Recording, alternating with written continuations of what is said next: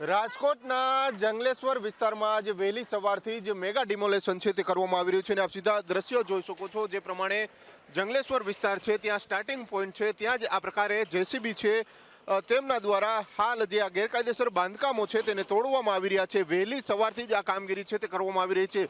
છેલ્લા એક અઠવાડિયાથી રાજકોટ વહીવટી તંત્ર સાથે કલેક્ટર તંત્ર અને જે કોર્પોરેશન તંત્ર આ કામગીરીમાં લાગ્યું હતું। અલગ અલગ 7 ઝોનમાં આ કામગીરી છે તે કરવામાં આવી રહી છે, એટલે કે 60 કરતાં વધારે આ પ્રકારના જેસીબી મશીનો અહીંયા રાખવામાં આવ્યા છે। સાથે સાથે હિટાચી મશીન છે, ટ્રેક્ટર સહિતનો જે સામાન છે તે પણ રાખવામાં આવ્યો છે। 3000 કરતાં વધારે પોલીસ કર્મચારીઓ છે તે આ કામગીરીમાં હાલ લાગ્યા છે, એટલે કે આજથી કામગીરી શરૂ થઈ છે અને આગામી 1 થી 2 દિવસ સુધી આ કામગીરી છે ચાલુ રહેવાની છે। આપ સીધા દ્રશ્યો જોઈ શકો છો, જે પ્રમાણે ગેરકાયદેસર બાંધકામો છે તેને તોડવામાં આવી રહ્યા છે, એટલે કે દાદાનું બુલડોઝર છે જંગલેશ્વરમાં એટલે કે રાજકોટમાં ફરી ઉઠ્યું છે અને આપ સીધા જે દ્રશ્યો જોઈ શકો છો જે પ્રમાણેના, કારણ કે વહેલી સવારથી જ આ પ્રકારે જે ગેરકાયદેસર બાંધકામો છે તે દૂર કરવાની કાર્યવાહી છે તે કરવામાં આવી રહી છે।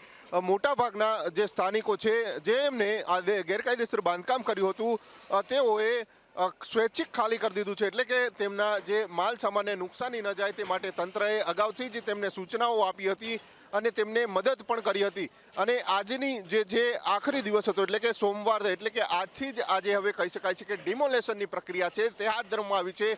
વહેલી સવારથી જ આ પ્રક્રિયા હાથ ધરવામાં આવી છે અને હાલ આ ડિમોલેશન છે તે શરૂ થઈ ગયું છે।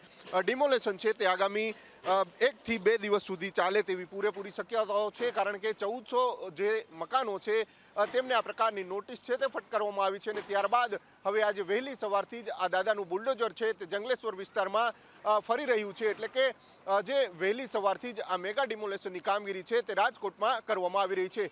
કેમેરામેન જુનેદ જફાઈ સાથે ભાવેશ ચંદ્રબા, વીટીવી ન્યૂઝ, રાજકોટ।